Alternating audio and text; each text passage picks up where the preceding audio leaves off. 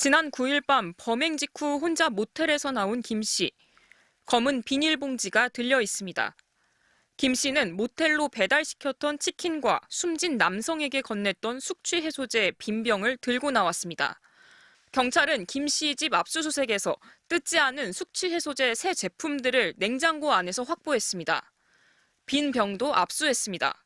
김 씨가 범행 현장인 모텔에서 가져간 겁니다. 증거 인멸 의심이 드는 대목입니다. 약물을 탄 숙취 해소제를 집에서 만들었다는 김 씨 진술도 계획범죄 의심을 키우고 있습니다. 경찰은 김 씨가 처방받았다는 알약 형태의 약물도 압수해 국과수의 성분 분석을 의뢰했습니다. 피해자들에게 검출된 벤조디아 제핑계 약물인지 확인하려는 겁니다.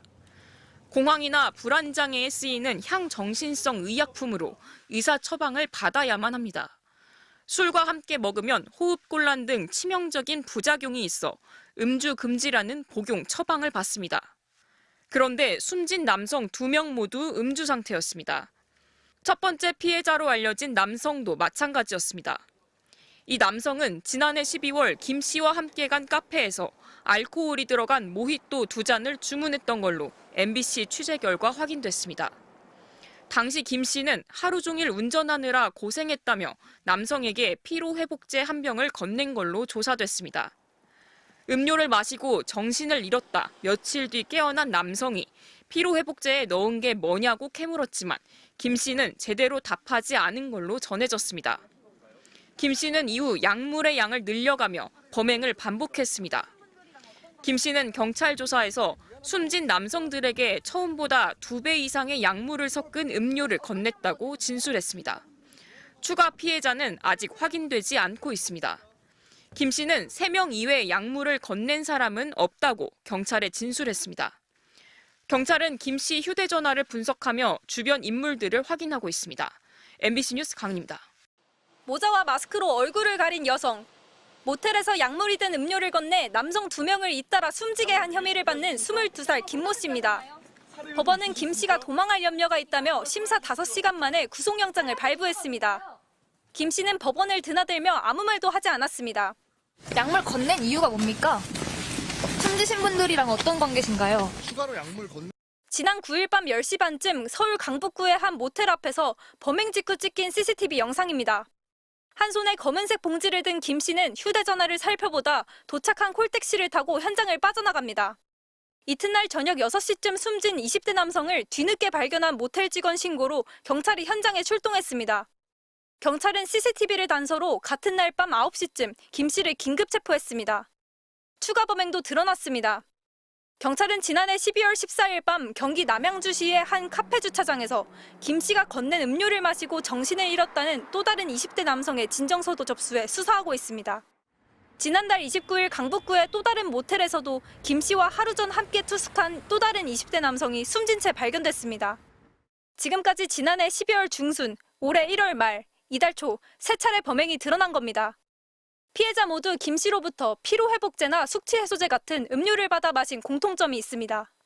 김 씨는 병원에서 처방받은 약을 숙취해소제에 타서 들고 다녔고 모텔에서 의견 충돌이 발생해 재우려고 약물을 건넸다며 죽을 줄을 몰랐다고 경찰에 진술했습니다. 사망 사실도 잡히고 나서야 알게 됐다고 주장하고 있습니다. 일단 이 약물은 김 씨가 정신과 진료를 통해 처방받은 향정신성 의약품으로 확인됐습니다. 경찰은 현 단계에서는 사례의 고의성을 단정할 수 없어 상해치사 혐의를 적용했다고 설명했습니다. 하지만 김 씨 진술에 상식적이지 않은 부분이 많아 추가 수사를 통해 김 씨에게 살인 혐의를 적용하는 방안도 검토하고 있습니다. MBC 뉴스 도윤선입니다. 지난 9일 저녁 8시 40분쯤 서울 강북구에 있는 모텔 앞. 김 씨가 손을 잡은 남성, 3번째 피해자입니다. 남성은 다른 손에 검은 비닐봉지를 들고 있습니다. 근처에서 구입한 맥주가 들어있던 것으로 보입니다. 지난달 29일에는 또 다른 남성이 근처 모텔에서 숨진 채 발견됐습니다. 숨진 2사람 모두 20대. 서울에 있는 술집 등에서 김 씨와 한두 차례 만났던 것으로 조사됐습니다. 김 씨는 자신이 이성과 만남을 좋아하고 편하게 술 즐기는 것을 좋아한다고 경찰에 진술했습니다. 지난해 12월 첫 번째 피해 남성도 20대로 당시 김 씨와 한 달가량 교제 중이었던 것으로 파악됐습니다. 김 씨가 음식점 아르바이트를 하며 만난 사이였습니다. 하지만 상해 사건에 이어 첫 사망자까지 나왔을 때까지 경찰은 갈피를 잡지 못했습니다. 경찰은 당초 김 씨를 지난 9일에 불러 조사하려 했지만 관련 증거가 부족하다고 판단해 날짜를 미뤘다고 밝혔습니다. 그날 첫 번째 피해자에 이어 두 번째 피해자 몸에서 벤조디아제핀계 약물이 나왔다는 국과수의 구두 회신도 경찰에 전달됐습니다. 그날 저녁 김 씨는 또 다른 남성과 모텔로 향했고 그 남성은 이튿날 숨진 채 발견됐습니다. 추가 피해자를 막지 못했다는 지적에 대해 경찰은 김 씨를 용의자로 보고 있었고 변사 신고를 받은 지 3시간 만에 신속히 검거했다고 해명했습니다.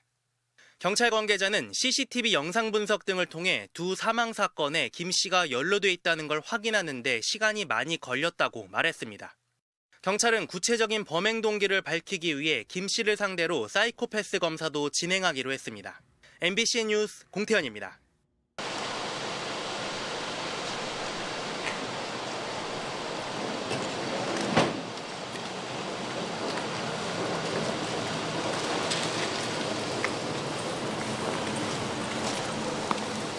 약물 미리 준비하셨습니까? 약물 건넨 이유가 뭡니까? 살해 의도 있으셨나요? 숨진 분들과 어떤 관계셨습니까? 추가로 약물 건넨 사람 있으십니까? 피해자분들께 미안한 마음은 없으십니까? 약물 혼자 준비하셨나요? 약물 미리 준비하셨습니까? 약물 혼자 준비하셨나요? 살해 의도 있으셨습니까? 추가로 피해자분들한테 하고 싶으신 말씀 없으십니까? 한 말씀만 해주십시오. 살해하신 의도가 뭔가요?